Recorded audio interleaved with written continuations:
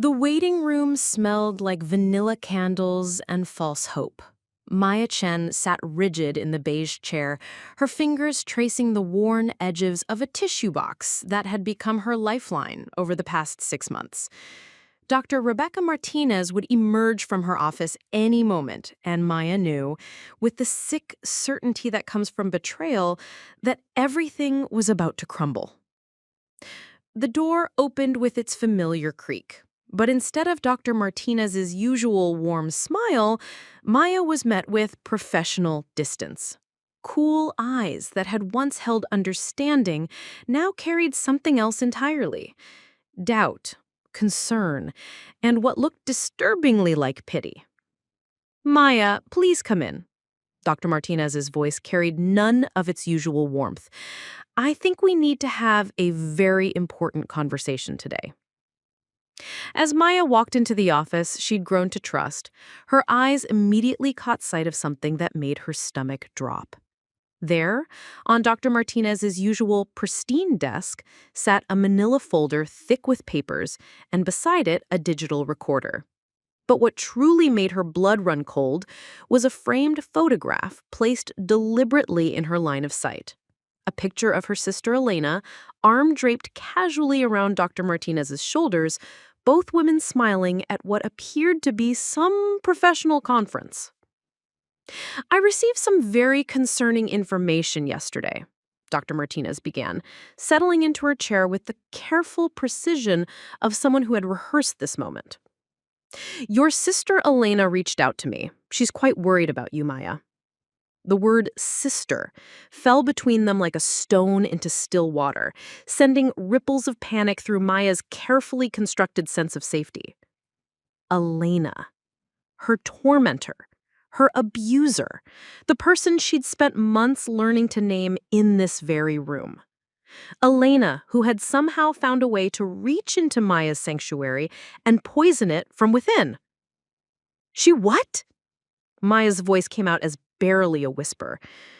Her hands began to shake, not with the familiar tremor of anxiety she'd grown accustomed to, but with something deeper, a bone-deep recognition that the ground beneath her feet was about to give way entirely. Dr. Martinez opened the manila folder, revealing pages of handwritten notes, printed emails, and what appeared to be photographs. "Elena provided me with extensive documentation about your history with fabrication. She's concerned that you've been creating false memories, possibly as a result of your childhood trauma, but directing them at her instead of their actual source." Maya felt the room begin to tilt. The carefully chosen words, fabrication, false memories, landed like physical blows. For months, she'd sat in this very chair, peeling back layers of pain and confusion, learning to name what Elena had done to her. The emotional manipulation that had started when Maya was 7 and Elena was 12, the way Elena would comfort her after manufacturing the very crises that left Maya sobbing.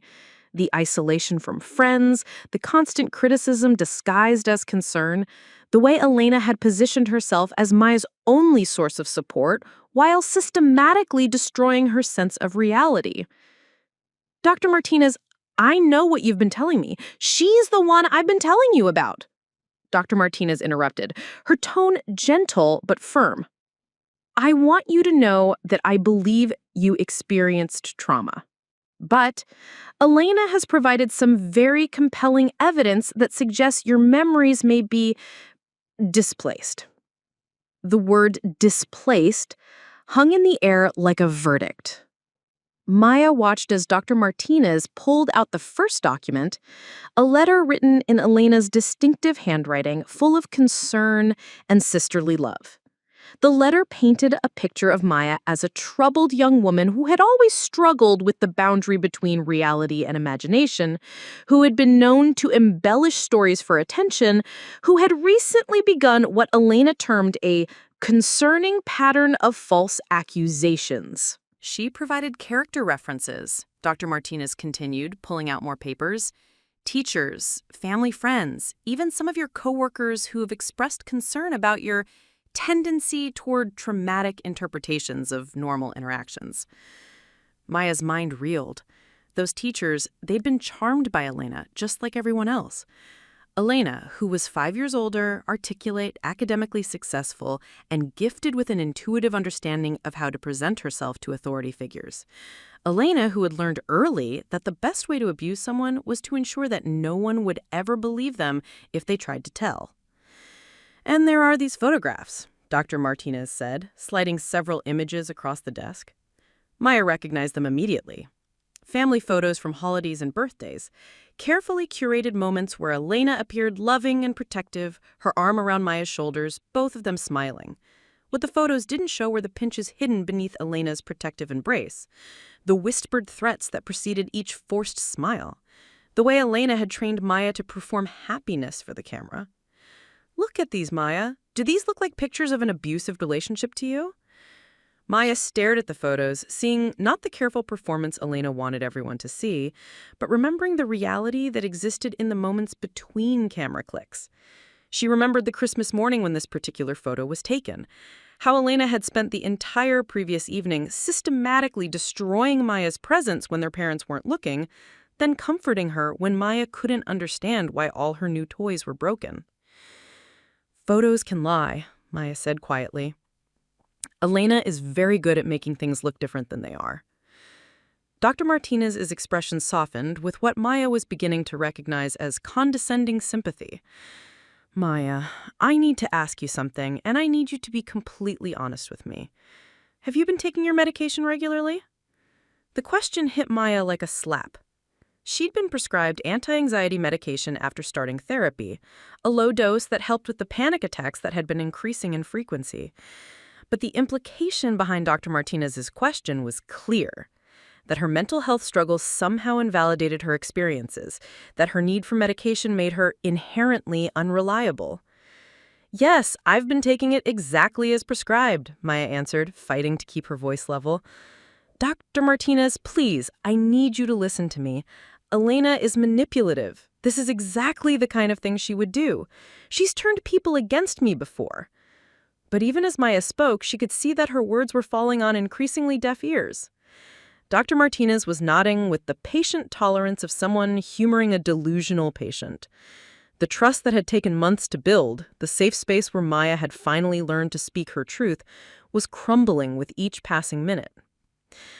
"Elena also mentioned that you've been having difficulty maintaining relationships," Dr. Martinez continued, consulting her notes. "She said you often interpret normal conflicts as attacks, that you have a pattern of cutting people out of your life when they try to set healthy boundaries with you." Maya felt a familiar vertigo, the same disorienting confusion she'd experienced throughout her childhood, whenever Elena would twist reality so thoroughly that Maya began to doubt her own perceptions. It was gaslighting, textbook psychological manipulation. But hearing it presented as clinical observation by someone she'd trusted made it somehow worse. "She's describing herself," Maya said desperately. "Elena is the one who isolates people. She's the one who can't maintain relationships unless she's controlling them completely. Dr. Martinez, please, you have to believe me. I came to you because I finally realized what she'd done to me. I finally had words for it. You helped me find those words." Dr. Martinez closed the folder with a soft thud that sounded like a door slamming shut. "Maya, I think we need to consider the possibility that your memories of childhood trauma are real, but that you've transferred the perpetrator onto Elena because the actual truth is too painful to face." The actual truth. Maya wanted to laugh, but she was afraid if she started, she wouldn't be able to stop. The actual truth was sitting right there in that manila folder, documented in Elena's careful handwriting, supported by character witnesses who had only ever seen Elena's public face, validated by photographs that captured performance rather than reality. "I think," Dr. Martinez continued, "that we should consider having Elena join us for a session. Family therapy might help us get to the bottom of what really happened." The suggestion landed like a physical blow.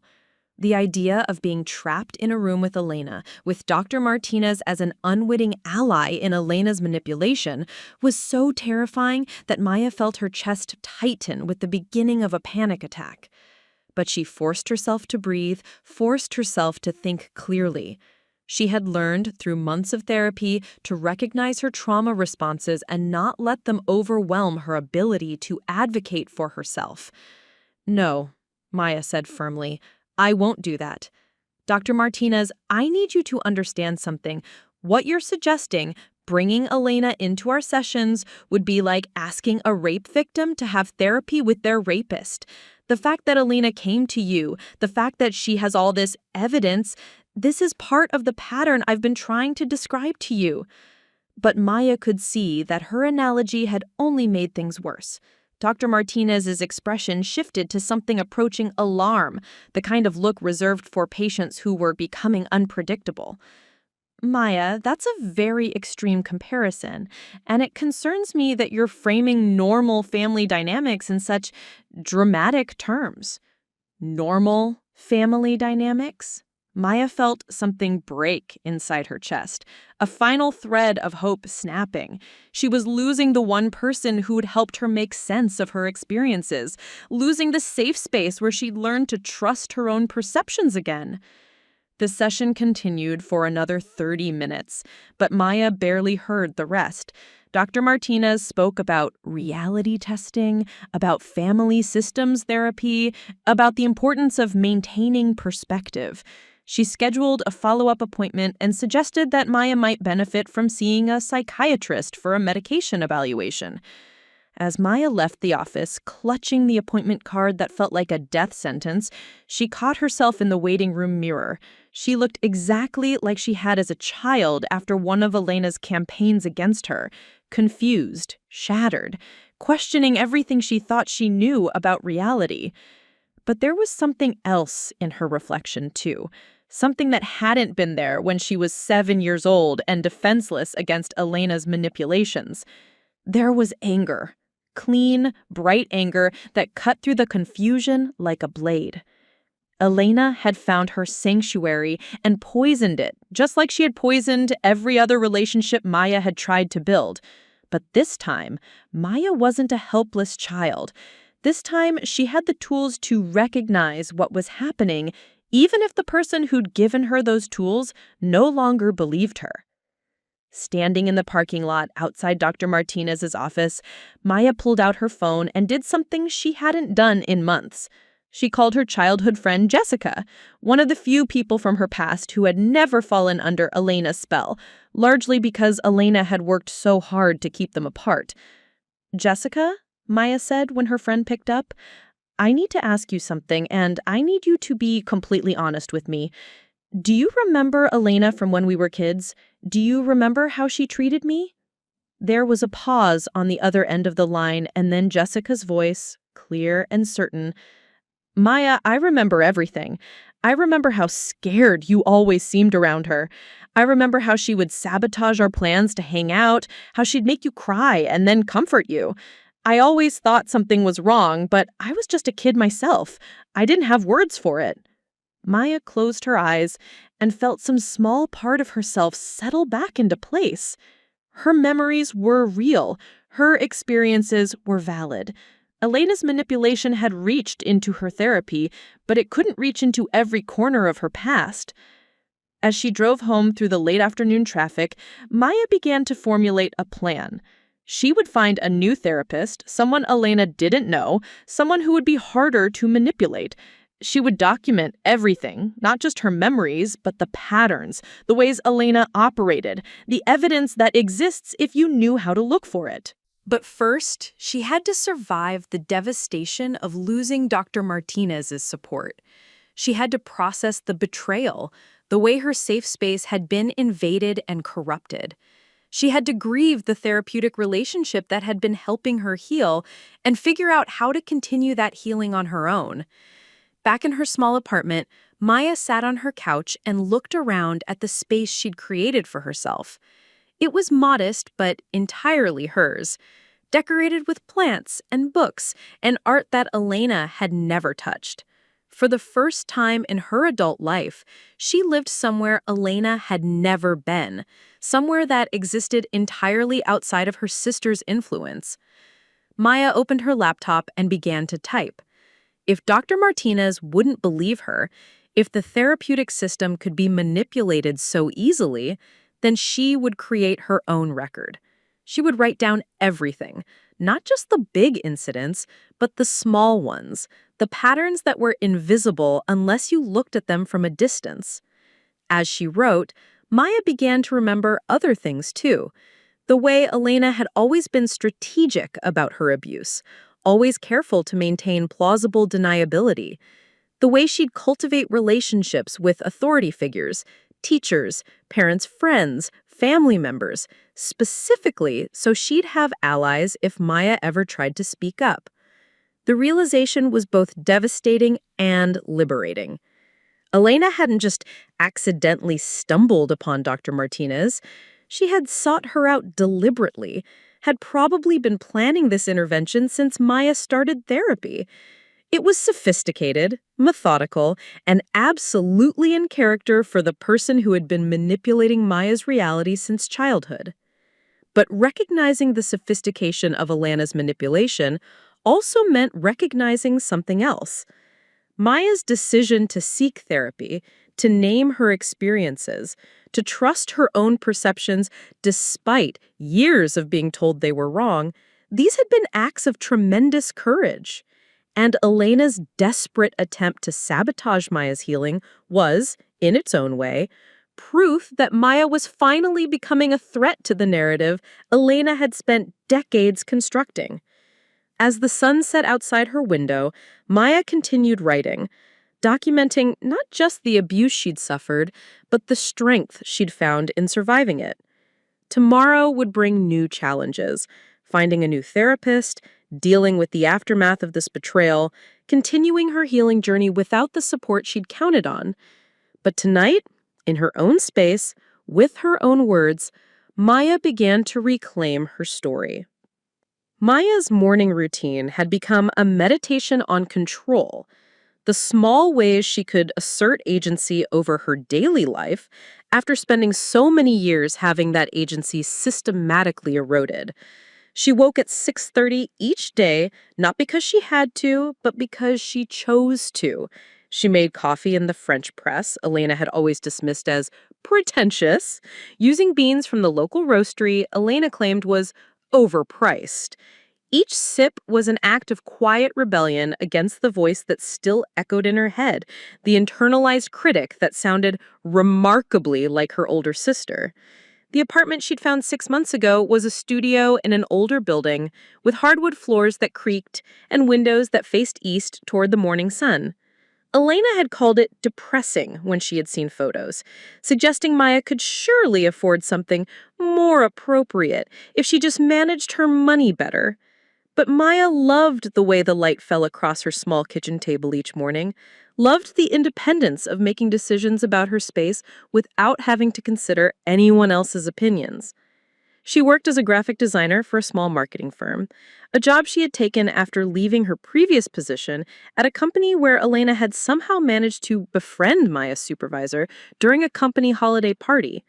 It wasn't the first time Elena had infiltrated Maya's professional life, offering unsolicited advice about Maya's communication issues, or expressing concern about Maya's tendency to take things too personally.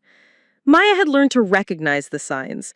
Sudden changes in how colleagues treated her, managers who began questioning her judgment, the gradual erosion of professional relationships she'd spent months building. At 28, Maya was finally beginning to understand the architecture of her own survival. For most of her life, she'd adapted to Elena's presence the way plants adapt to limited light, growing around obstacles, finding ways to thrive despite conditions that should have been toxic. She developed an almost supernatural ability to read people's moods, to anticipate conflict, to make herself smaller when necessary. These skills had served her well in some ways, making her an excellent designer who could intuit what clients wanted, a reliable friend who always remembered birthdays and noticed when people were struggling. but they'd also left her constantly exhausted, hyper-vigilant, and prone to the kind of people-pleasing that attracted individuals who reminded her uncomfortably of Elena. Her previous relationship had ended 8 months ago, and Maya was only now beginning to understand why. David had been charming, articulate, and possessed of an unsettling ability to make Maya question her own perceptions of their interactions. When she'd tried to express concerns about his behavior, he'd respond with wounded confusion, suggesting that Maya was being overly sensitive or looking for problems where none existed. The familiarity of these responses had been strangely comforting at first. David's gaslighting felt like home because home had always involved questioning her own reality. It was only after starting therapy with Dr. Martinez that Maya had begun to recognize the patterns. The way David would manufacture small crises and then comfort her through them. The way he'd isolate her from friends by creating conflicts and then positioning himself as her primary source of support. The way he'd rewrite the history of their arguments, leaving Maya feeling crazy and defensive.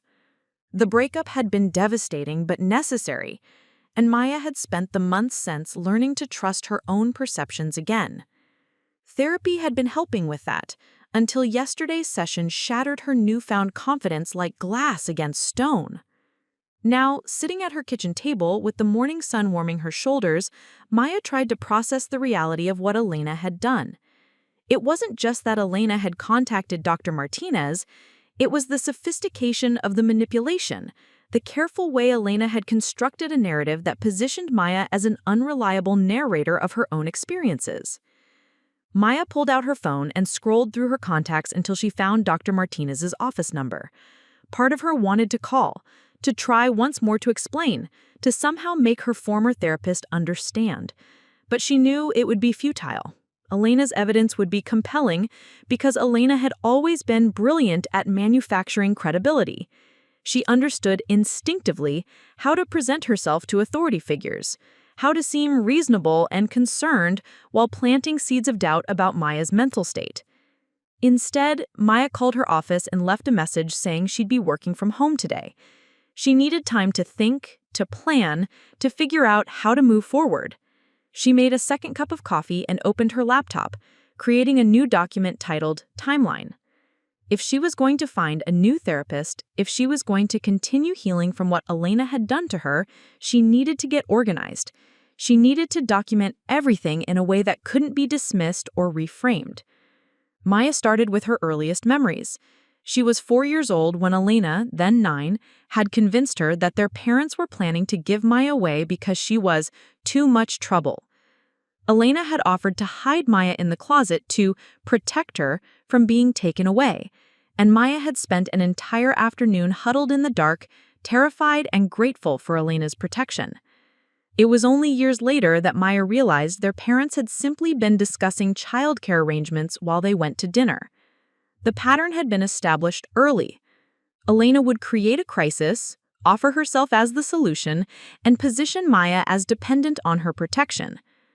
As they grew older, the scenarios became more sophisticated. Elena would spread rumors about Maya at school, then comfort her when Maya came home crying about losing friends. She'd sabotage Maya's homework and then stay up late helping her redo it, earning praise from their parents for being such a caring older sister. Their parents had seen what Elena wanted them to see, a responsible older child looking out for her sensitive younger sister. Maya's attempts to explain what was really happening were dismissed as sibling rivalry or, as she got older, jealousy of Elena's academic and social successes. By high school, Elena had refined her techniques to an art form. She'd begun dating Maya's crush, not because she was interested in him, but because she could.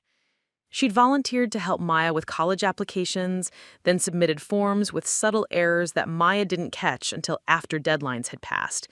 She'd throw Maya surprise birthday parties that were actually opportunities to demonstrate her own generosity while inviting people who barely knew Maya and didn't particularly like her.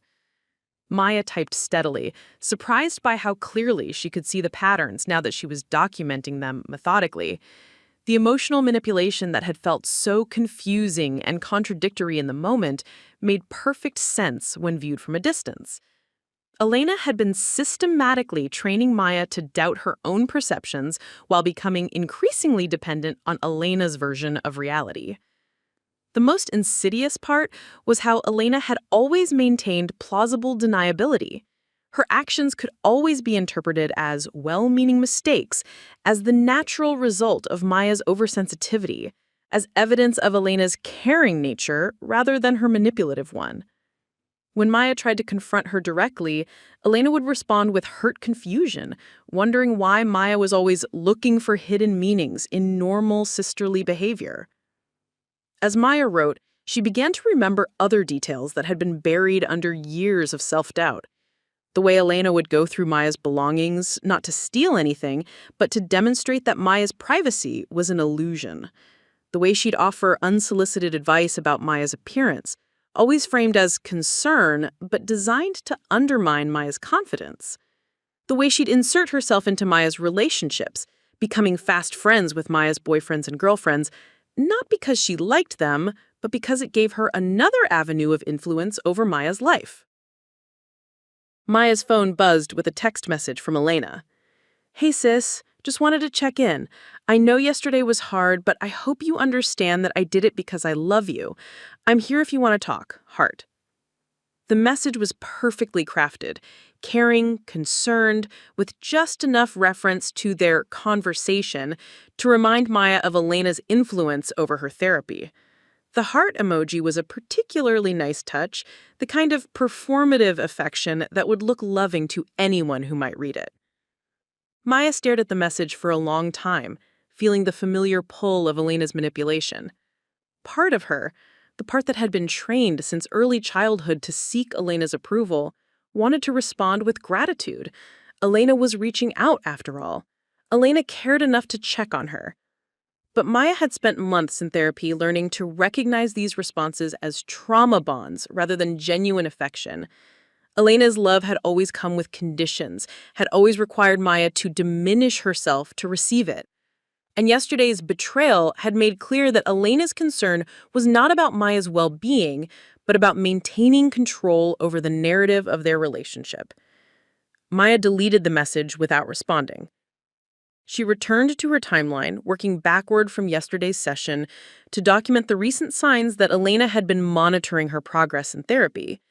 There had been subtle questions about how therapy was going, casual inquiries about whether Maya was dwelling too much on the past, suggestions that maybe Maya would be happier if she focused on building a future rather than rehashing old grievances. Maya realized now that Elena had been gathering intelligence, trying to understand what Maya was learning about their relationship dynamics.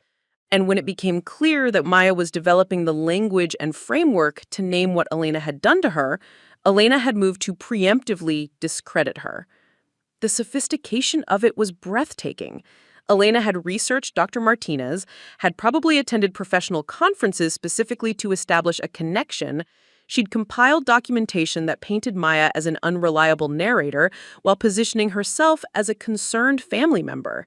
She'd crafted a narrative that would be compelling to a mental health professional, the story of a troubled young woman displacing trauma onto an innocent family member. Maya's coffee had grown cold as she typed, but she barely noticed. She was documenting 24 years of systematic psychological abuse, and the clarity of seeing it laid out chronologically was both devastating and liberating. For the first time, she could see not just the individual incidents, but the larger pattern they formed. She thought about her childhood journal, the one Elena had found and read aloud to her friends during a sleepover when Maya was 12. Maya had never kept a journal again after that humiliation, had learned to keep her thoughts and feelings private, internal, where Elena couldn't reach them. But now she wondered what might have been different if she'd had a record of her experiences, proof that her memories weren't fabricated or exaggerated. By afternoon, Maya had filled 15 pages with detailed recollections, organized by theme and chronology. She had documented the financial manipulation, Elena borrowing money she never repaid, sabotaging Maya's job interviews, giving Maya financial advice that consistently left her worse off.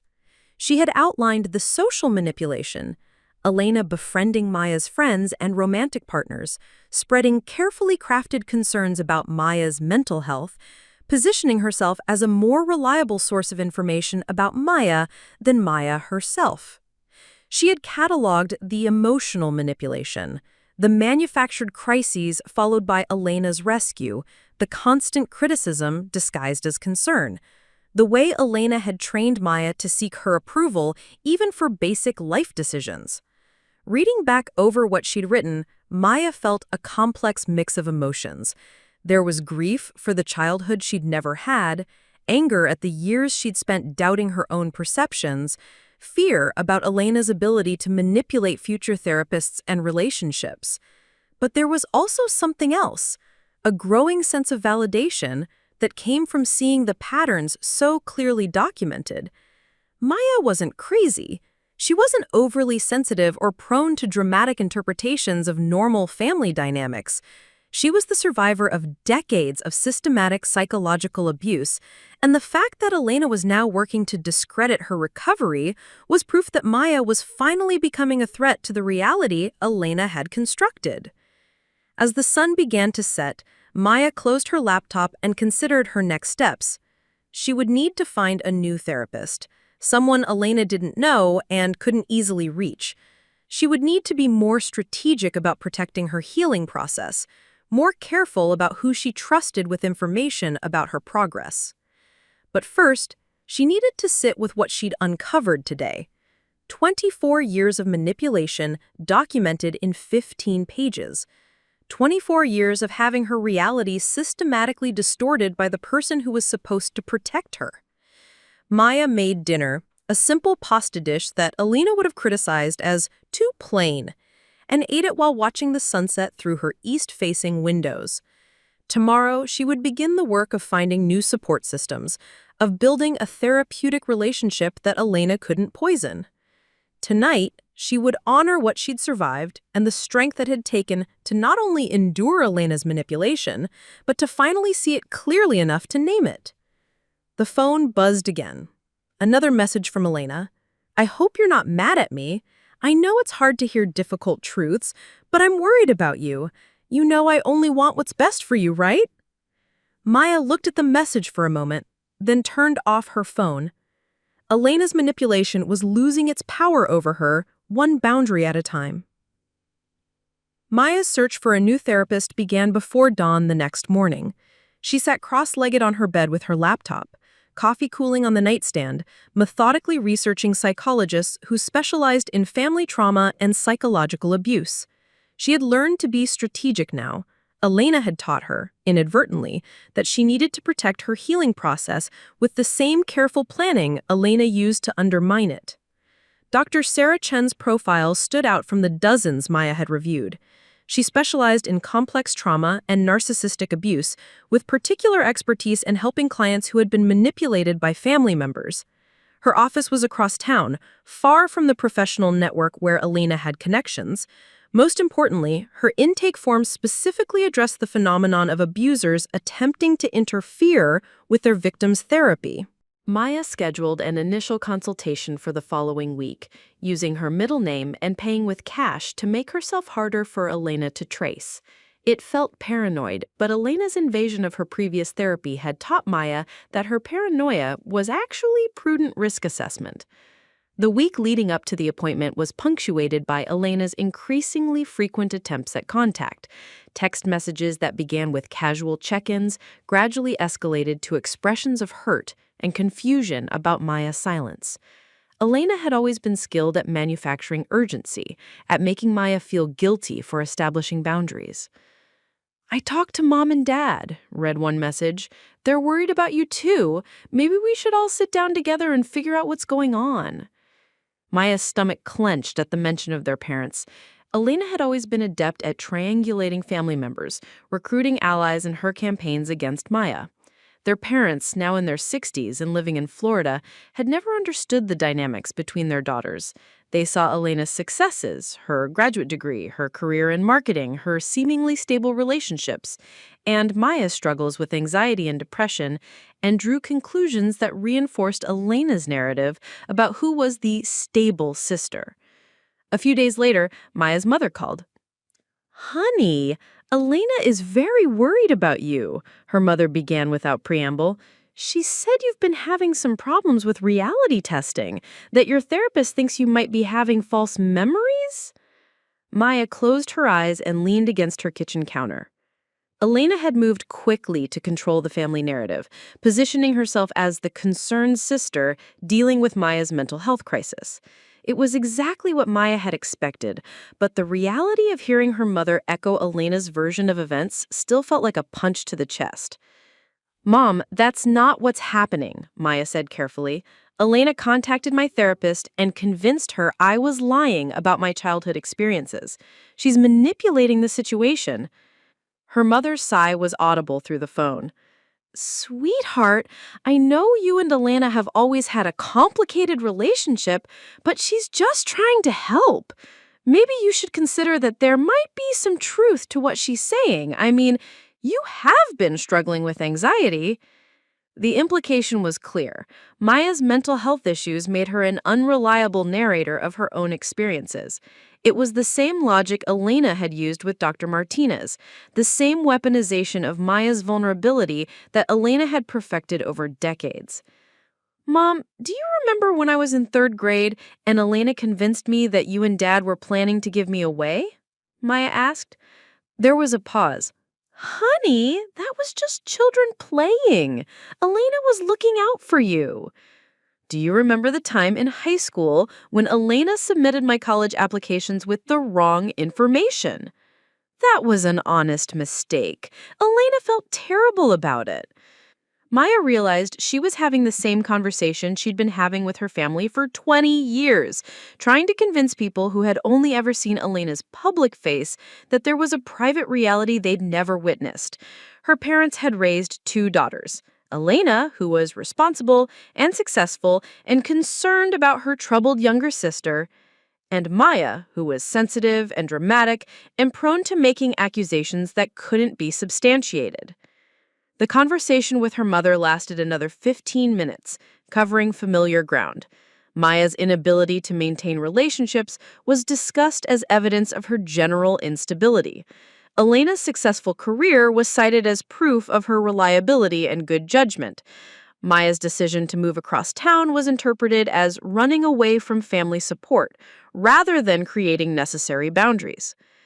By the time Maya hung up, she felt emotionally depleted in a way that was achingly familiar.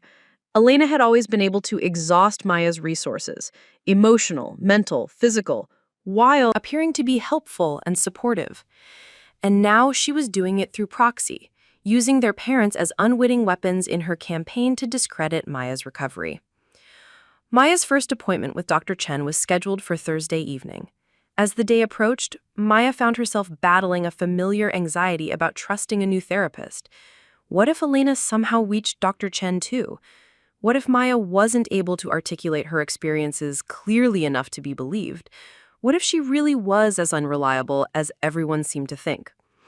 But when Maya walked into Dr. Chen's office, something felt different immediately.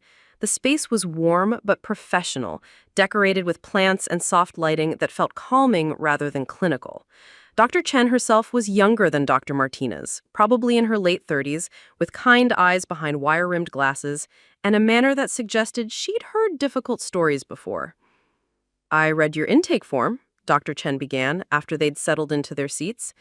"You mentioned that you're concerned about a family member interfering with your previous therapy?" Maya felt some of the tension leave her shoulders. Dr. Chen had led with the interference rather than questioning Maya's perceptions of it. It was a small thing, but it suggested that Dr. Chen understood the dynamics Maya was dealing with. Maya told the story of Elena's manipulation of Dr. Martinez, watching Dr. Chen's face carefully for signs of doubt or dismissal. Instead, she saw recognition, the kind of knowing nod that suggested Dr. Chen had encountered similar situations before. "This is unfortunately more common than people realize," Dr. Chen said when Maya finished. "Abusers often attempt to discredit their victims by interfering with their support systems, including therapy. It's actually a fairly sophisticated form of continued abuse." The validation was overwhelming. After months of having her perceptions questioned, hearing a mental health professional name Elena's behavior as abuse felt like oxygen after being underwater. "I've documented everything I can remember," Maya said, pulling out the timeline she'd been working on. "I wanted to make sure I could present a clear picture of the patterns." Dr. Chen reviewed Maya's documentation with the same careful attention she might give to a legal brief. She asked clarifying questions about specific incidents, but not in a way that suggested doubt, rather in a way that demonstrated she understood the systematic nature of what Maya had experienced. "One thing I want you to understand," Dr. Chen said after reviewing several pages, "is that psychological abuse is often more damaging than physical abuse because it targets your sense of reality itself. The fact that you've been able to recognize and document these patterns suggests tremendous strength and insight." Maya felt tears welling up. It had been so long since anyone had acknowledged her experiences as real, let alone recognized the strength it had taken to survive them. Over the following weeks, Maya's sessions with Dr. Chen became a process of reconstructing her own narrative. Not the version Elena had constructed, where Maya was an unreliable, oversensitive sister who misinterpreted normal family dynamics, but the actual reality of what Maya had lived through. Dr. Chen introduced Maya to literature about narcissistic abuse, helping her understand that Elena's behavior fit well-documented patterns of psychological manipulation. She learned about flying monkeys, Elena's unwitting allies, who helped spread her narrative without realizing they were being manipulated. Their parents, Maya's former colleagues, even Dr. Martinez, all had become part of Elena's system of control without intending to. Most importantly, Maya learned that her symptoms, the anxiety, the hypervigilance, the difficulty maintaining relationships, weren't character flaws or signs of mental instability. They were normal responses to abnormal circumstances, adaptive behaviors that had helped her survive a fundamentally unsafe family system. But Elena wasn't content to let Maya heal in peace. 3 weeks into her new therapy, Maya received a call at work from someone identifying herself as a representative from her insurance company, asking detailed questions about her mental health treatment. The questions were oddly specific. Had Maya been diagnosed with any personality disorders? Had she ever been hospitalized for psychiatric reasons? Had any of her mental health providers expressed concerns about her relationship with reality? Maya's skin prickled with recognition. She asked for the caller's name and employee ID, claiming she needed to call back to verify the call was legitimate. When she called the insurance company directly, she was told they had no record of anyone contacting her that day. Elena was fishing for information, probably hoping to find ammunition for another assault on Maya's credibility. The realization that Elena was actively monitoring and investigating her recovery was both terrifying and clarifying. It proved that Maya's healing was threatening enough to Elena that she was escalating her efforts at control. Maya shared the incident with Dr. Chen, who documented it carefully and suggested they develop a safety plan. They discussed strategies for protecting Maya's privacy, including using aliases for medical appointments, and being cautious about what information Maya shared with family members. "Your sister's behavior is escalating because your recovery is working," Dr. Chen explained. "As you become stronger and more confident in your own perceptions, you become less controllable. That's threatening to someone who has built their identity around manipulating you." The pattern continued over the following months. Maya would make progress in therapy, gaining clarity about Elena's manipulation and building confidence in her own judgment, and Elena would find new ways to undermine that progress.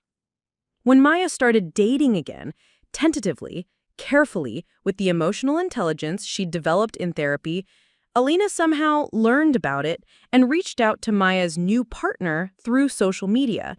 She presented herself as a concerned sister, sharing her worries about Maya's instability and pattern of cutting people out of her life. The relationship ended before it had really begun, with Maya's partner citing concerns about Maya's family drama and her apparent tendency to create conflict. When Maya received a promotion at work, Elena called Maya's supervisor to express concerns about Maya's mental health affecting her professional performance. She couched her interference as loving worry, explaining that she was afraid Maya might be taking on more responsibility than she could handle given her recent struggles. The promotion wasn't rescinded, but Maya suddenly found herself being watched more carefully at work, her projects subjected to additional oversight that her colleagues didn't face. Her supervisor, clearly uncomfortable, suggested that Maya might benefit from using the company's employee assistance program to get support during this challenging time. Each incident followed the same pattern. Elena would position herself as concerned and reasonable while planting seeds of doubt about Maya's reliability and mental health. The people Elena contacted, Maya's romantic partners, her professional colleagues, even her neighbors after Elena started a whisper campaign about Maya's paranoid behavior, genuinely believed they were receiving helpful information from a worried family member. Maya began to understand that Elena's manipulation extended far beyond their childhood home. Elena had spent decades building a network of people who saw her as credible and trustworthy, who would accept her version of events without question. Maya was fighting not just Elena, but an entire ecosystem of enablers who had been carefully cultivated over years. The most devastating incident occurred 6 months into Maya's therapy with Dr. Chen. Maya had been making significant progress, developing genuine confidence in her own perceptions and beginning to build a life that existed entirely outside Elena's influence. She had started volunteering at a domestic violence shelter, drawn to help other women who had experienced manipulation and abuse. Elena discovered Maya's volunteer work and attended a fundraising event for the shelter, introducing herself to the director as Maya's concerned sister. She explained that Maya had been struggling with false memories related to family trauma, that Maya's therapist was concerned about her tendency to project her own issues onto other people's situations. Elena suggested, with apparent reluctance and obvious pain, that Maya might not be the best fit for working with vulnerable women given her current mental health challenges. She provided the director with Dr. Martinez's contact information, describing her as Maya's long-term therapist who could provide more context about Maya's condition. When Maya arrived for her next volunteer shift, she was asked to meet with the director. The conversation was gentle but firm. The shelter needed to prioritize the safety and well-being of their clients, and given the concerns that had been raised about Maya's mental health, they felt it would be best if Maya took a break from volunteering until she had resolved her therapeutic issues. Maya sat in her car in the shelter's parking lot and wept with a grief that felt bottomless. Elena had found a way to take away even this, Maya's attempt to turn her pain into purpose to help other women who had experienced what she'd experienced. Elena had weaponized Maya's own trauma against her, using Maya's history of abuse as evidence that she was too unstable to help other abuse survivors. When Maya shared the incident with Dr. Chen, her therapist's face darkened with an anger Maya had never seen from her before. "This is escalation," Dr. Chen said bluntly. "Your sister isn't just trying to control you anymore. She's actively working to destroy your ability to build a meaningful life outside her influence. This is dangerous territory." Dr. Chen explained that abusers often escalate their behavior when they sense they're losing control of their victim. Elena's interference with Maya's therapy, her sabotage of Maya's romantic relationships and professional life, her manipulation of their parents, and now her assault on Maya's volunteer work, all of it suggested someone who was becoming increasingly desperate to maintain dominance. "We need to consider whether you're safe," Dr. Chen said, "not just emotionally, but potentially physically. When psychological abusers start losing control, they sometimes become unpredictable." Maya felt a chill that had nothing to do with the air conditioning in Dr. Chen's office. She had been so focused on healing from Elena's psychological manipulation that she hadn't fully considered the possibility of escalation to different forms of harm. That night, Maya sat in her apartment and took inventory of her safety measures. She had moved across town and was careful about her address not being easily findable. She used cash for therapy appointments and had been circumspect about sharing details of her healing process with family members. But Elena had still managed to infiltrate multiple areas of her life. Maya realized she needed to think like Elena, strategically, systematically, with an understanding of how manipulation worked. If Elena was determined to destroy Maya's attempts at independence, Maya needed to become equally strategic about protecting herself. She started by documenting every incident of Elena's interference, creating a detailed record with dates, witnesses, and evidence where possible.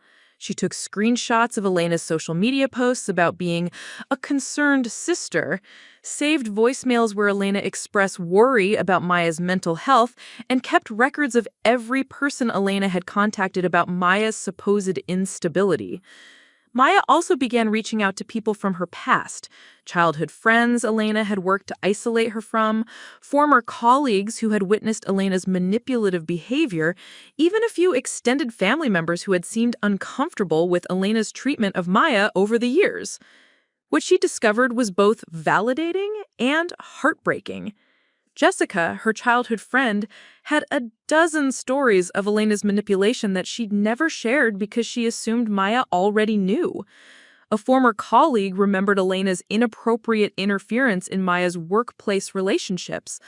A cousin recalled Elena's pattern of causing drama at family gatherings and then positioning herself as the peacemaker. "I always thought there was something off about Elena," Jessica said during one of their coffee meetings. "But she was so good at making it seem like you were the problem, like you were too sensitive or overreacting. I felt guilty for not speaking up more when we were kids." Maya was building a case, not for any legal proceeding, but for her own sanity. After decades of being told that her perceptions were wrong, that she was imagining patterns that didn't exist, she was finally collecting external validation that her experiences were real. But Elena was building a case too. Maya learned from a mutual acquaintance that Elena had been telling people Maya was having a psychological break, that she was becoming paranoid and delusional, that she was cutting off family members and making wild accusations about her childhood. Elena had positioned Maya's healing as evidence of mental illness, her boundaries as proof of instability, her attempts to protect herself as symptoms of paranoia. It was masterful manipulation. Elena was using Maya's own recovery against her, reframing Maya's growing strength as increasing fragility. The battle lines were drawn. Maya was fighting for her right to heal, to build a life outside Elena's control, to trust her own perceptions of reality. Elena was fighting to maintain the narrative she'd spent decades constructing, where she was the concerned sister and Maya was the troubled one who needed constant management. Maya understood now that this wasn't just about childhood trauma or family dysfunction. This was about power, control, and Elena's apparent inability to exist in a world where Maya was allowed to define her own reality. The war for Maya's sanity was far from over, but for the first time in her life, Maya felt armed for the fight. Dr. Chen had given her something Elena couldn't easily take away, the knowledge that her perceptions were valid, that her experiences were real, and that surviving Elena's manipulation required not just healing from the past, but actively protecting herself in the present. As Maya prepared for what she knew would be an ongoing battle, she thought about the woman who had volunteered at the domestic violence shelter, who had wanted to help other survivors find their way to safety. Elena had temporarily taken that role away from her, but she couldn't take away what Maya had learned about herself in the process. Maya was stronger than Elena had ever allowed her to be, and that strength was growing every day. Maya's breakthrough came from an unexpected source, her landlord's security camera. She had been living in her studio apartment for almost a year when Mrs. Patterson, the elderly woman who owned the building, mentioned in passing that she'd noticed Maya's sister visiting the building several times when Maya wasn't home.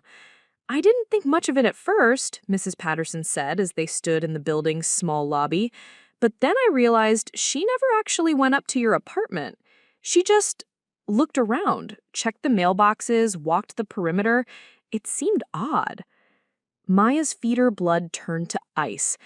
Elena had been surveilling her building, learning her routines, mapping her life. When Maya asked to see the security footage, Mrs. Patterson hesitated but ultimately agreed. What Maya saw on the small monitor made her hands shake with recognition and rage. There was Elena, dressed professionally and carrying a clipboard, walking through the building with the confidence of someone who belonged there. In one clip, she was photographing the mailboxes, presumably to confirm Maya's apartment number. In another, she was talking to Maya's neighbor, Mrs. Chun, no relation to Maya's therapist, gesturing toward Maya's door with what appeared to be concern. Maya asked Mrs. Patterson to make copies of the footage and then went directly to Mrs. Chun's apartment. Her elderly neighbor answered the door with immediate recognition and what looked like pity. "Oh, Maya, dear," Mrs. Chen said, her voice heavy with sympathy. "Your sister came by last week. She's very worried about you." The conversation that followed was achingly familiar. Elena had presented herself as a concerned family member, explaining that Maya had been having mental health issues and might be engaging in some unusual behaviors. She'd asked Mrs. Chen to keep an eye on Maya and call Elena if she noticed anything concerning. Excessive noise, strange visitors, signs that Maya might be neglecting her self-care. Elena had essentially recruited Maya's neighbor as an unwitting spy, creating a surveillance network that extended into Maya's home environment. Mrs. Chen genuinely believed she was helping by monitoring Maya for signs of mental illness, not understanding that she'd been manipulated into participating in Elena's campaign of control. Maya realized this was likely happening everywhere Elena had established contact. Her workplace colleagues were probably watching for signs of instability. People in her social circles were monitoring her behavior for evidence that Elena's concerns were justified. Maya was living under a web of surveillance disguised as caring concern. That evening, Maya called her cousin Jennifer, one of the few family members who had always seemed to see through Elena's facade. Jennifer lived on the West Coast and had maintained distance from the family drama, but she'd always been willing to listen when Maya needed to talk. "I've been wondering when you'd call about Elena," Jennifer said after Maya explained the situation. "She's been reaching out to family members for months, sharing her concerns about your mental health. She even called my mom, and you know how much Aunt Carol loves family gossip." Jennifer's revelation opened a floodgate of information. Elena had been systematically contacting extended family members, sharing carefully crafted stories about Maya's deteriorating mental state. She'd told some relatives that Maya was having false memories about her childhood. She'd told others that Maya was becoming paranoid and cutting off family members. She'd suggested to a few that Maya might be developing the same mental illness that had affected their maternal grandmother. The thing is, Elena's always been like this. Remember when we were teenagers and she convinced half the family that I was using drugs? She had everyone watching me, reporting back to her about my behavior. It took months for me to figure out what was happening. Maya felt a surge of validation mixed with horror. Elena's manipulation of Maya wasn't unique. It was a pattern Elena had been perfecting on various family members for decades. But Maya had been her primary target, the sister who lived closest and was most vulnerable to ongoing manipulation. Jennifer agreed to help Maya document Elena's contact with family members. Over the following days, Maya reached out to cousins, aunts, uncles, and family friends, carefully explaining that she was concerned about Elena's interference in her life and asking what Elena might have told them. The picture that emerged was sophisticated and devastating. Elena had created a narrative ecosystem where every family member received a version of Maya's story that would resonate with their particular worldview. The result was a family network that genuinely believed Maya was in crisis and that Elena was the responsible sister trying to help. Maya began making audio recordings of her conversations with family members, with their permission, documenting Elena's systematic manipulation of the family narrative. She was building a case, not for court, but for her own protection and eventual vindication. But Elena was building a case too, and hers was becoming increasingly sophisticated. Maya discovered this when Dr. Chen received a formal complaint filed with the state licensing board, alleging that Dr. Chen was enabling a patient's delusional beliefs about family members and failing to provide appropriate reality testing. The complaint was filed anonymously, but it contained details about Maya's therapy that only Elena could have known. Someone, almost certainly Elena, had researched Dr. Chen's professional background, found previous clients or colleagues willing to provide information, and crafted a complaint designed to destroy Dr. Chen's willingness to continue treating Maya. "This is extraordinary," Dr. Chen said as she showed Maya the complaint documents. "I've been practicing for 12 years, and I've never seen anything like this. The level of planning and manipulation required to file a complaint like this, it's frankly disturbing." The complaint alleged that Dr. Chen was practicing outside her area of expertise, that she was reinforcing false memories, and that she was failing to adequately assess Maya's relationship with reality. It referenced supposed concerns from Maya's previous therapist, Dr. Martinez, and family members who were worried about Maya's deteriorating mental state. Dr. Chen would have to respond formally to the licensing board, a process that could take months, and might affect her ability to practice during the investigation. Elena had found a way to weaponize the mental health system itself against Maya's recovery. "I want you to know," Dr. Chen said, "that I'm not going anywhere. I believe you, I understand what's happening, and I'm not going to let this complaint intimidate me into abandoning you. But we need to be prepared for the possibility that this investigation might affect our work together." Maya felt the familiar sense of Elena's reach extending into every area of her life. Elena wasn't just manipulating family members and social contacts, she was actively working to destroy Maya's professional support systems. The complaint against Dr. Chen was designed to either force Maya back into isolation or push her toward a therapist who would be more susceptible to Elena's influence. That night, Maya sat in her apartment and tried to process the scope of what she was facing. Elena had built a comprehensive campaign designed to discredit Maya's recovery and maintain control over her life. It included surveillance of Maya's living situation, manipulation of her family network, interference with her professional relationships, sabotage of her romantic life, and now an assault on her therapeutic support. Maya realized she was fighting not just Elena, but an entire system Elena had constructed around her. Every person Elena had contacted became a potential weapon in her campaign against Maya. Every institution Elena could access, therapy, work, family, social circles, became a battlefield where Elena could wage war against Maya's independence. But Maya also realized something else. The sheer scope of Elena's campaign was evidence of how threatened Elena felt by Maya's recovery. Someone who was confident in their position didn't need to construct such elaborate systems of control. Elena's escalation proved that Maya's healing was working, that Maya was becoming genuinely dangerous to the narrative Elena had spent decades constructing.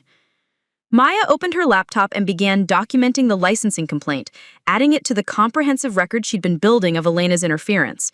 She had surveillance footage of Elena surveilling her apartment building. She had recordings of family members describing Elena's manipulation of their perceptions. She had documentation of Elena's interference with her work, her volunteer activities, and her romantic relationships. For the first time, Maya began to see the possibility of fighting back rather than simply defending herself. Elena's manipulation was extensive, but it was also documented. Elena had been so confident in her ability to control the narrative that she'd left evidence everywhere. Maya thought about all the other people Elena had probably manipulated over the years: family members, friends, colleagues, romantic partners. How many people had Elena gaslit into questioning their own perceptions? How many had been isolated from support systems through Elena's careful campaigns of character assassination? Maya wasn't fighting for her own healing anymore. She was fighting for everyone Elena had ever manipulated, everyone who had been made to feel crazy or oversensitive or unreliable because they dared to see through Elena's facade. The war Elena had started was far from over.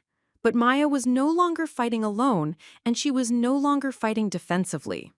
She had allies who understood manipulation, documentation that proved patterns of abuse, and, most importantly, the clarity that came from understanding exactly what she was facing.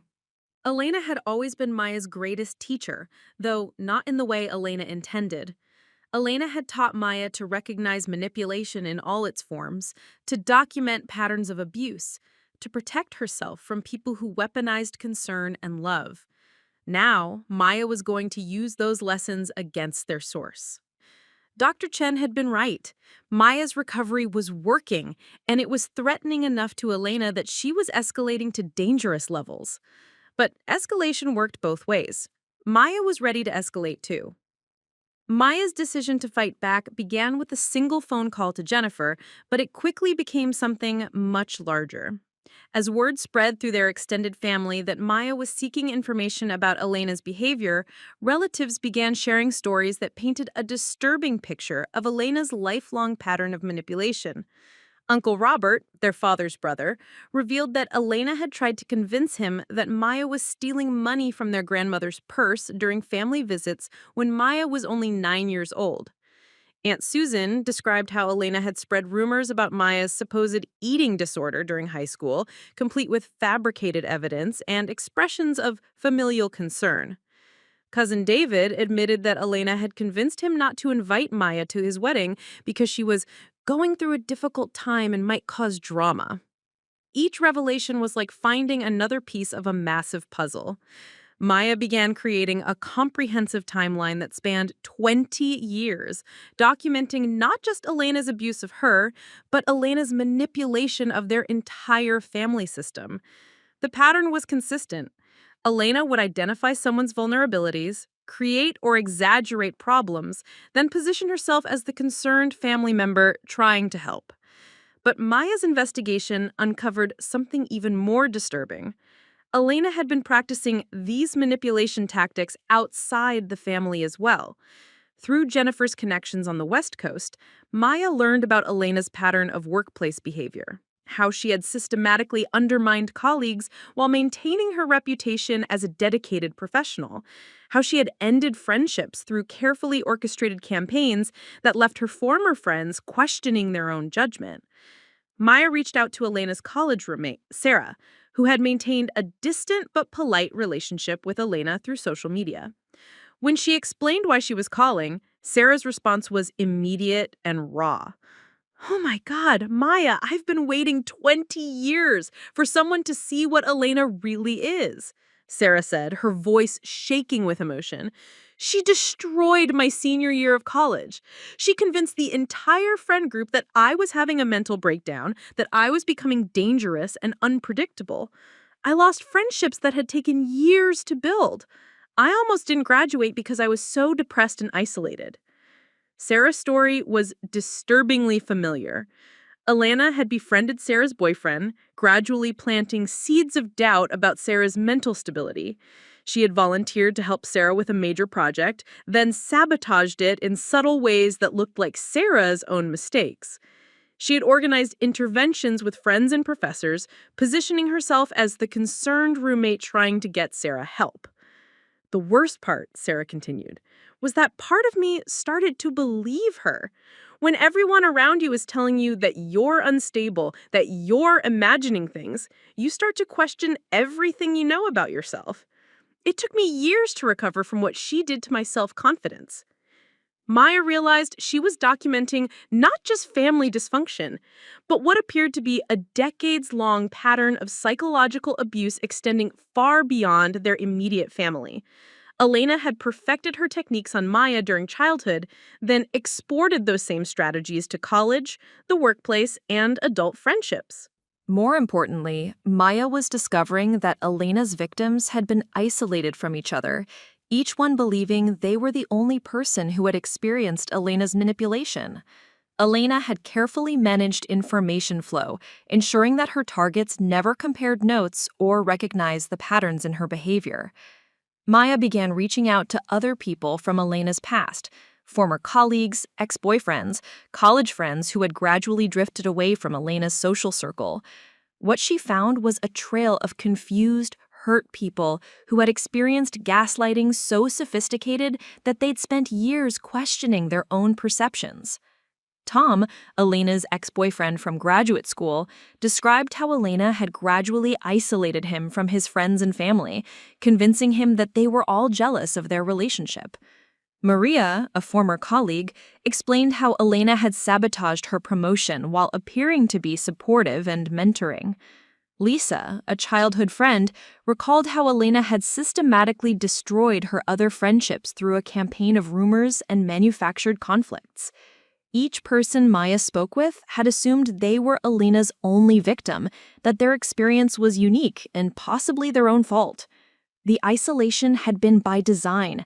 Elena had carefully managed her relationships to prevent her targets from discovering the patterns in her behavior.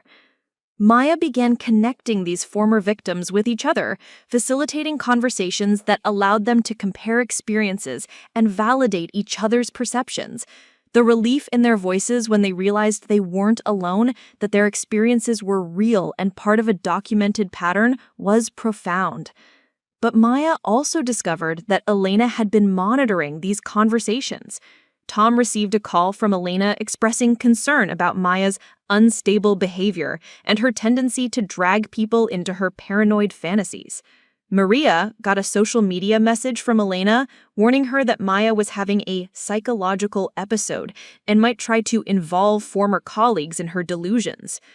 Elena was attempting to discredit Maya's investigation before it could gain momentum, using her well-established pattern of positioning herself as concerned and reasonable while characterizing Maya as mentally unstable. But this time, Elena's targets had context. They understood that Elena's expression of concern was itself part of the manipulation pattern they'd all experienced. The tide was beginning to turn. Instead of isolated individuals questioning their own perceptions, Maya had helped create a network of Elena's former victims who could validate each other's experiences and recognize Elena's tactics. Elena's reach was extensive, but it was also documented now, visible in a way it had never been before. Maya shared this information with Dr. Chen, who had successfully responded to the licensing board complaint by providing documentation of her treatment approach and Elena's pattern of interference. The board had dismissed the complaint, but the experience had given Dr. Chen additional insight into the scope of Elena's manipulation. "What you've uncovered," Dr. Chen said, reviewing Maya's documentation, "is evidence of what we might call predatory manipulation. Elena appears to have a compulsive need to control and destabilize people around her. This goes beyond family dysfunction into the realm of personality pathology." Dr. Chan explained that Maya's investigation had revealed something clinically significant. Elena's behavior suggested possible narcissistic personality disorder with antisocial features, a combination that made her particularly skilled at manipulation while lacking empathy for her victims. "The important thing to understand," Dr. Chen continued, "is that this isn't about you. Elena's need to control and manipulate appears to be fundamental to how she relates to people. You were her primary target because you were available and vulnerable, but this pattern extends far beyond your relationship with her." Maya felt a profound shift in her understanding of her experiences. For years, she'd wondered what she had done to deserve Elena's treatment, what character flaw or weakness had made her a target. Learning that Elena had manipulated dozens of people over decades helped Maya understand that she hadn't been chosen because she was defective. She'd been chosen because she was accessible. But understanding Elena's pathology also raised new concerns. Maya's investigation had disrupted Elena's carefully constructed narrative and connected her former victims. Elena's response to losing control had always been escalation, and Maya had no way of predicting how Elena might react to having her pattern of manipulation exposed. The answer came sooner than Maya expected. She received a call from her parents' neighbor in Florida, Mrs. Rodriguez, who had known Maya since childhood. "Maya, honey, I'm calling because I'm worried about your parents," Mrs. Rodriguez said. "Elena has been visiting them a lot lately, and they seem very stressed. Yesterday, I heard your mother crying on the porch, and when I asked if she was okay, she said something about family problems and legal issues." Maya's stomach dropped. Elena had escalated to involving their elderly parents more directly, probably convincing them that Maya's investigation posed some kind of threat to the family. Elena had always been skilled at manufacturing crises that required her intervention, and now she was apparently using their parents' concern for family harmony against Maya's efforts to expose the truth. Maya called her parents that evening, and the conversation confirmed her worst fears. Elena had convinced them that Maya was having a complete psychological break and was now harassing innocent people with false accusations. Elena had suggested that Maya might need involuntary psychiatric treatment, that her behavior was escalating to the point where she might be dangerous to herself or others. "Sweetheart, we love you, but Elena is right that you need help," Maya's mother said, her voice thick with tears.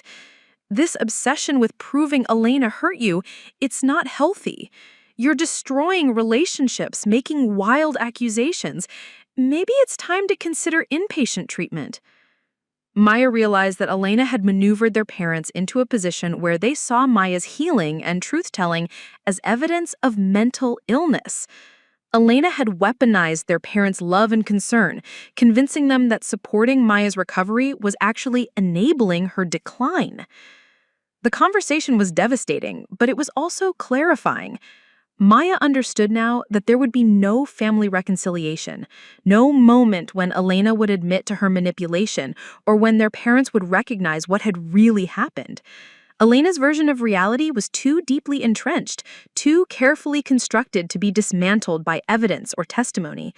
But Maya also realized that she no longer needed her family's validation to know that her experiences were real.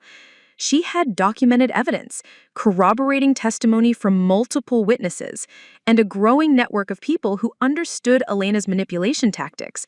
Maya's truth was no longer dependent on her family's acceptance of it. The war for Maya's sanity was ending, but not with the reconciliation she'd once hoped for. It was ending with Maya's complete liberation from the need for Elena's approval or their family's understanding. Maya was claiming her right to define her own reality, regardless of who else accepted that definition. Elena had taught Maya to be strong in ways Elena had never intended. Maya had learned to document patterns, build alliances, protect herself strategically, and trust her own perceptions even when everyone around her suggested she was wrong. Now Maya was going to use that strength to build a life completely outside Elena's influence, a life where Maya's truth was the only truth that mattered. 3 years later, Maya stood in front of a room of mental health professionals, sharing her story as part of a training conference on narcissistic abuse and family trauma.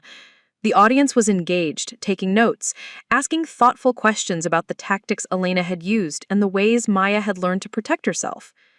Dr. Chen sat in the front row, smiling with the pride of someone who had witnessed Maya's transformation from victim to survivor to advocate. "The most important thing to understand," Maya told the audience, "is that healing from this kind of abuse requires not just therapeutic support, but practical strategies for protecting yourself from ongoing manipulation. My sister didn't stop trying to control my narrative just because I started therapy. If anything, my recovery triggered an escalation that lasted for years." Maya had learned to speak about Elena's manipulation with clinical precision, using it as a teaching tool rather than a source of ongoing trauma. The emotional charge had diminished over time, replaced by a clear understanding of the patterns and a commitment to helping other survivors recognize those same patterns in their own lives. After ending contact with Elena and their parents 2 years ago, Maya had experienced a grief process that was both profound and liberating. She mourned the family she'd never had, the childhood that had been stolen from her, the years she'd spent doubting her own perceptions. But she also celebrated the family she'd chosen, the relationships built on mutual respect and genuine care rather than manipulation and control. Maya's chosen family included Dr. Chen, who had become both mentor and friend. It included Jennifer and several other cousins who had distanced themselves from Elena after learning about her manipulation tactics.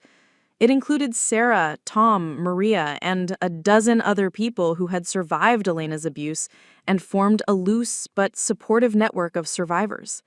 Most importantly, it included David Kim, whom Maya had met at a support group for adult survivors of family trauma. David understood manipulation in ways that made explanation unnecessary. His own mother had used tactics similar to Elena's, and he recognized the hypervigilance, the careful boundary setting, the way Maya documented conversations and protected her privacy as survival skills rather than paranoia. Their relationship had developed slowly, built on a foundation of mutual understanding and careful trust. David had never met Elena, had never been exposed to her charm or manipulation, and therefore couldn't be recruited as an unwitting ally in any future campaigns against Maya. Their relationship existed entirely outside Elena's influence, which made it feel revolutionary to Maya.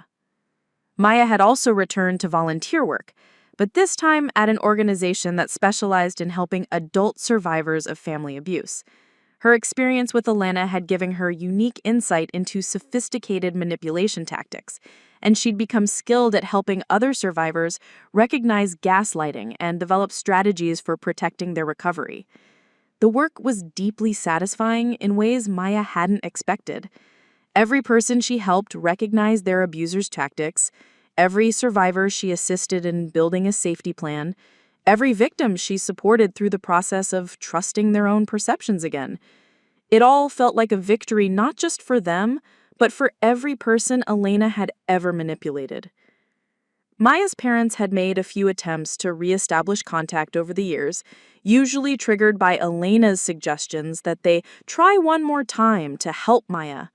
These overtures always followed the same pattern: expressions of love and concern, pleas for Maya to forgive and forget, suggestions that family harmony was more important than dwelling on the past. Maya had learned to recognize these outreach attempts as extensions of Elena's manipulation rather than genuine efforts at reconciliation. Her parents remained convinced that Elena was the reasonable one and Maya was the troubled daughter who had rejected family support. They couldn't see Elena's manipulation because they'd been subjected to it for decades, gradually trained to accept Elena's version of family dynamics as objective reality. Maya felt sadness about losing her parents, but no longer felt guilty about the choice. She'd learned that maintaining contact with people who consistently invalidated her experiences was harmful to her mental health, regardless of their biological relationship to her. The most significant change in Maya's life was the complete absence of anxiety about Elena's next move. For years, Maya had lived in a state of hypervigilance, always waiting for Elena's next assault on her relationships or career or sense of reality. But as Maya built a life that existed entirely outside Elena's reach, that anxiety had gradually diminished. Maya had moved to a different city, changed jobs, built new social connections, and created support systems that Elena couldn't access or manipulate. Maya used a different name professionally, maintained careful privacy about her personal life, and had developed sophisticated strategies for vetting new relationships to ensure Elena couldn't infiltrate them. The precautions might have seemed excessive to someone who hadn't experienced Elena's manipulation, but Maya understood them as reasonable responses to a documented pattern of abuse. Elena had spent decades building systems of control around Maya's life. It had taken years for Maya to dismantle those systems and build new ones that Elena couldn't penetrate. Maya had also pursued legal consultation about Elena's interference with her therapy and professional life, but learned that psychological manipulation was difficult to prosecute unless it involved specific threats or financial fraud. Elena had been careful to operate within legal boundaries, using manipulation tactics that were devastating but not technically criminal. However, the legal consultation had helped Maya understand her rights and options if Elena's behavior escalated. Maya had documentation that would support restraining orders or harassment charges if necessary. She had learned to think strategically about legal protection, just as she'd learned to think strategically about emotional protection. 6 months ago, Maya had received word through Jennifer that Elena was engaged to be married. Maya felt no emotional response to the news beyond concern for Elena's fiancé, whom Maya hoped would never experience the manipulation she'd endured.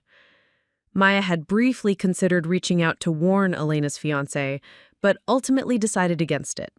She had learned that people had to recognize manipulation patterns for themselves, that warnings from ex-victims were often dismissed as evidence of the warner's instability, rather than the abuser's pathology.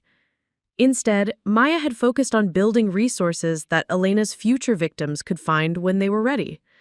Maya had contributed to online forums about narcissistic abuse, written articles about family manipulation tactics, and helped develop training materials for therapists who worked with survivors of psychological abuse. Maya's story had become part of a larger movement of survivors who were naming family abuse patterns that had been invisible for generations. The internet had made it possible for survivors to connect across geographical boundaries, to compare experiences and validate each other's perceptions in ways that had never been possible before. Maya regularly received messages from people who had read her writing or heard her speak, sharing their own stories of family manipulation and asking for guidance. Each message reminded Maya of how isolated she'd felt during the worst periods of Elena's abuse, how desperately she'd needed someone who understood what she was experiencing. The ripple effects of Maya's healing extended far beyond her own life. Jennifer had used Maya's documentation techniques to address manipulation in her own family relationships. Sarah had become an advocate for college students experiencing psychological abuse. Dr. Chen had developed new treatment protocols specifically designed to help clients who were dealing with ongoing manipulation from family members. Maya's former colleague Maria had left her job at the company where Elena had interfered with her career and started her own consulting firm, specifically focused on helping organizations recognize and address workplace manipulation. Tom had become involved in men's support groups, helping other men recognize emotional abuse in relationships. Each person Elena had manipulated was now using their experience to help others, creating a network of awareness and support that extended far beyond Elena's original reach.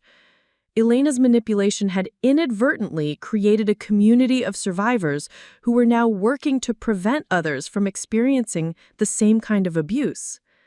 Maya often thought about the irony that Elena's most sophisticated manipulation, the assault on Maya's therapy with Dr. Martinez, had ultimately led to Maya's complete liberation from Elena's influence. If Elena had simply ignored Maya's therapy, Maya might have continued seeking family reconciliation indefinitely. But Elena's betrayal had forced Maya to choose between her family's approval and her own sanity, and Maya had finally chosen herself. The choice had been devastating but necessary.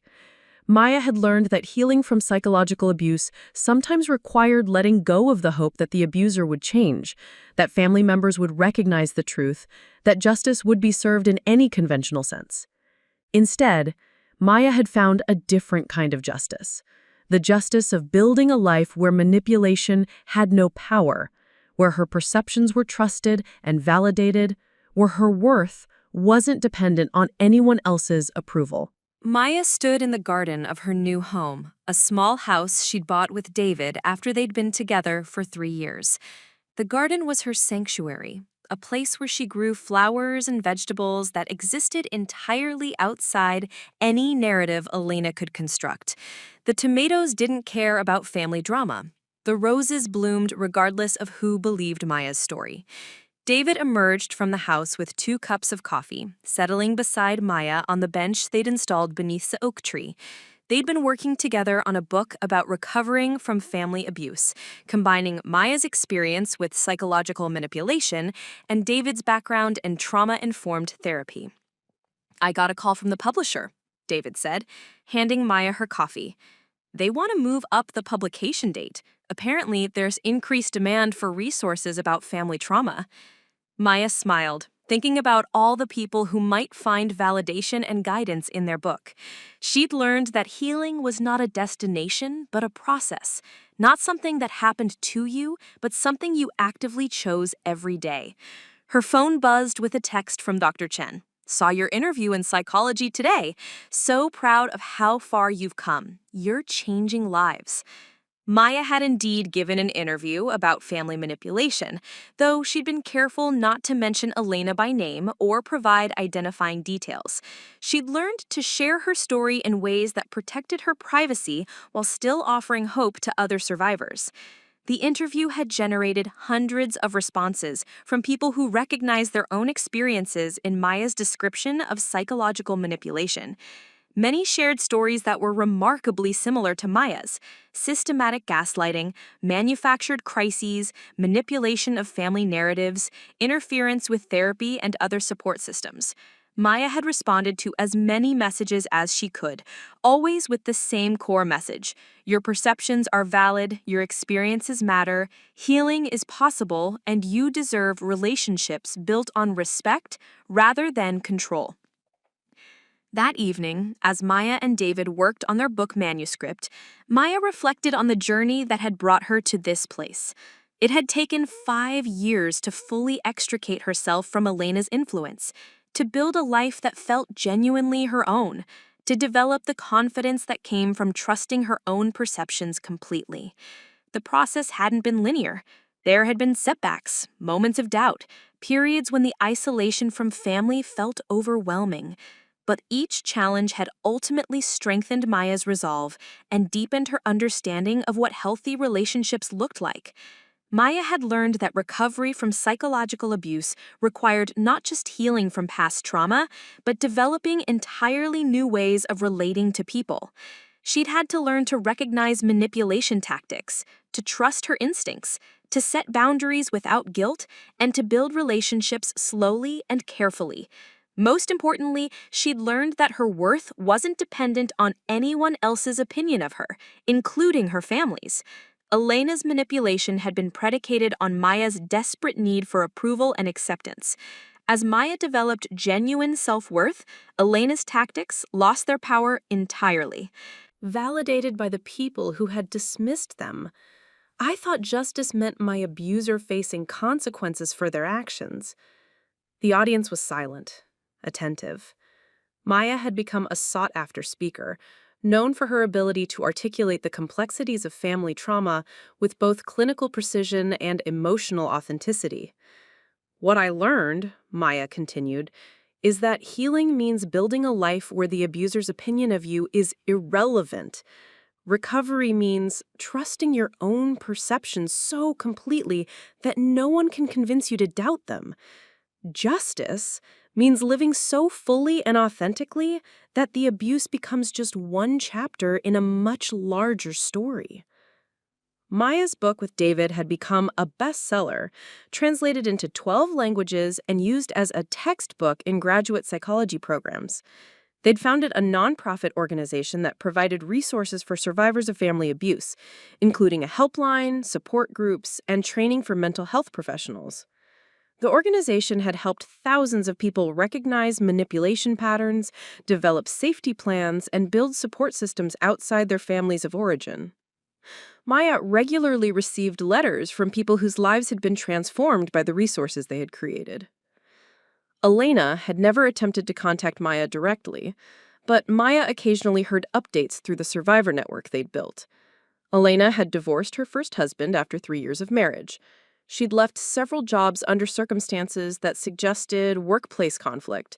She'd estranged from multiple family members who had begun to recognize her manipulation patterns. Maya felt no satisfaction in learning about Elena's struggles, but she did feel vindicated. Elena's pattern of manipulation had continued throughout her adult life, affecting new victims and destroying new relationships. Maya's decision to completely remove herself from Elena's sphere of influence had not just been wise, but necessary for her survival. Maya's parents had both passed away in the previous year, within months of each other. Maya had not attended their funerals, a decision that had required therapy and careful consideration, but ultimately felt right. She'd grieved their deaths privately, mourning not just their passing, but the relationship they'd never been able to have. Jennifer had inherited the family home and discovered boxes of letters and documents in the basement. Among them were journals Maya had kept as a teenager, which Elena had apparently taken and hidden. The journals contained detailed accounts of Elena's manipulation written in Maya's young handwriting, providing contemporaneous evidence of abuse that had occurred decades earlier. "I wish I'd found these sooner," Jennifer had said when she gave the journals to Maya. "Reading them, it's so clear what Elena was doing. I can't believe none of us saw it." Maya had read through her teenage journals with a mixture of sadness and validation. Her younger self had documented Elena's manipulation with remarkable clarity, describing patterns of behavior that Maya's adult self had spent years learning to name and understand. The journals also revealed the isolation Maya had felt, the desperate attempts to make sense of Elena's behavior, the gradual erosion of Maya's confidence in her own perceptions. Reading them reminded Maya of how far she had traveled, how much strength it had taken to survive Elena's manipulation and ultimately break free from it. Maya had decided to donate the journals to the archives of her nonprofit organization, where they would be available to researchers studying family manipulation patterns. Her teenage self's documentation would contribute to understanding how psychological abuse operated, helping future generations recognize and respond to similar dynamics. Standing in her garden on a warm Sunday afternoon, 15 years after that devastating session with Dr. Martinez, Maya reflected on the journey that had brought her to this moment. She was now 43 years old, married to someone who understood trauma and manipulation, surrounded by chosen family who valued her truth over family harmony. She ran a successful nonprofit organization, had authored 3 books on psychological abuse, and had spoken to audiences around the world about the realities of family trauma. She'd been featured in documentaries, consulted on research studies, and helped train thousands of mental health professionals to recognize manipulation tactics. But her greatest achievement was simpler and more personal. She'd built a life where Elena's voice in her head had finally gone silent. Maya no longer anticipated Elena's next move, no longer carefully managed information to prevent Elena from using it against her, no longer felt the hypervigilance that had characterized most of her adult life. Elena had become irrelevant to Maya's daily existence, a painful chapter in a much larger story of survival and recovery. Maya's work with survivors had taught her that healing from psychological abuse was possible, but it required fundamental changes in how victims understood themselves and their relationships. It meant learning to trust internal truth over external validation, to build relationships based on mutual respect rather than need, to find worth that wasn't dependent on anyone else's approval.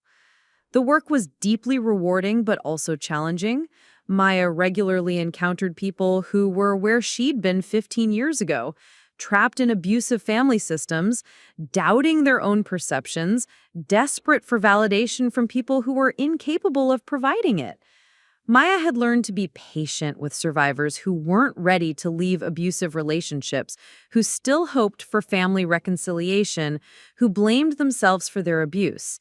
She remembered her own journey toward healing and the time it had taken to fully accept that Elena would never change, that their parents would never acknowledge the truth, that recovery meant letting go of the family she'd never really had. The hardest part, Maya often told the survivors she worked with, is accepting that healing doesn't look like what you think it should look like. It doesn't mean your abuser admits what they did. It doesn't mean your family finally understands and apologizes. It means building a life where their understanding is no longer necessary for your peace. Maya's phone rang, interrupting her garden meditation. It was Dr. Chen, now retired, but still a close friend and mentor. "I just got off the phone with a woman whose sister has been interfering with her therapy," Dr. Chen said. "The patterns are identical to what Elena did to you. I gave her your contact information, if that's okay." "Of course," Maya said immediately. "Have her call any time." These calls had become routine over the years. Mental health professionals around the country now referred clients to Maya when they encountered sophisticated family manipulation that interfered with treatment. Maya had become an expert not just in surviving such abuse, but in helping others recognize and respond to it. Each person Maya helped felt like a victory over Elena's legacy of manipulation. Every survivor who learned to trust their perceptions, every person who built healthy boundaries with abusive family members, every victim who chose their own healing over family approval, they were all evidence that Elena's tactics could be recognized, understood, and overcome. Maya often wondered if Elena ever thought about her, if Elena understood the ripple effects of her manipulation. Thousands of people now knew Elena's tactics, could recognize manipulation patterns, had been immunized against the kind of abuse Elena specialized in delivering. Elena's manipulation of Maya had inadvertently created an expert in recognizing and responding to psychological abuse. Elena's betrayal of Maya's therapy had led to Maya becoming an advocate for protecting therapeutic relationships from family interference. Elena's campaign to discredit Maya had ultimately given Maya the credibility and platform to help thousands of other survivors. The irony was profound. Elena's most sophisticated manipulation had led to her own defeat, not through confrontation or justice in any conventional sense, but through Maya's transformation from victim to survivor to advocate. As the sun set over Maya's garden, she thought about the teenage girl who hid journals in her bedroom, documenting abuse she didn't yet have words to name. She thought about the 20 young woman who had sat in Dr. Martinez's office, watching her safe space crumble as Elena's manipulation reached even into her therapy. She thought about all the years of doubt and confusion, the relationships sabotaged by Elena's interference, the opportunities lost to Elena's campaigns of character assassination. But she also thought about the strength that had emerged from surviving all of it, the wisdom that had come from understanding manipulation so completely, the purpose that had grown from turning pain into advocacy. Maya's story wasn't the story Elena had tried to write, of a troubled sister who needed constant management and could never be trusted to define her own reality.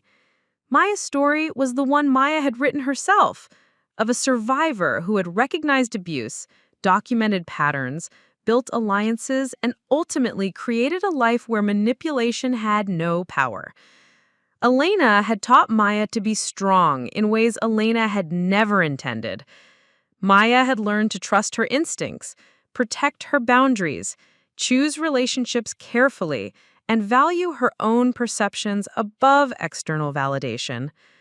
Now Maya used that strength to help others find their own power, their own voice, their own truth. Elena's manipulation had ended with Maya, but Maya's healing rippled outward infinitely, touching lives Elena would never reach. As darkness fell, Maya went inside to where David was reading on the couch. She settled beside him, grateful for the quiet contentment of a life built on trust rather than manipulation, honesty rather than gaslighting, love rather than control. Tomorrow would bring new survivors seeking help, new stories of family manipulation, new opportunities to help people recognize that their perceptions were valid and their experiences mattered. Maya would continue the work that had grown from her own healing, the mission that had emerged from her own survival. But tonight, in the home she'd created, surrounded by relationships she'd chosen, Maya simply existed in the peace that came from knowing her truth was enough. Elena's voice was finally, completely silent. Maya had won not through confrontation, but through liberation, not through family reconciliation, but through family reconstruction, not through external validation, but through internal certainty. The war for Maya's sanity was over. Maya had not just survived, she had transformed survival into strength, trauma into wisdom, pain into purpose. Elena had lost everything she'd fought to control. Maya had gained everything she'd been denied. The silence was complete, and it was beautiful.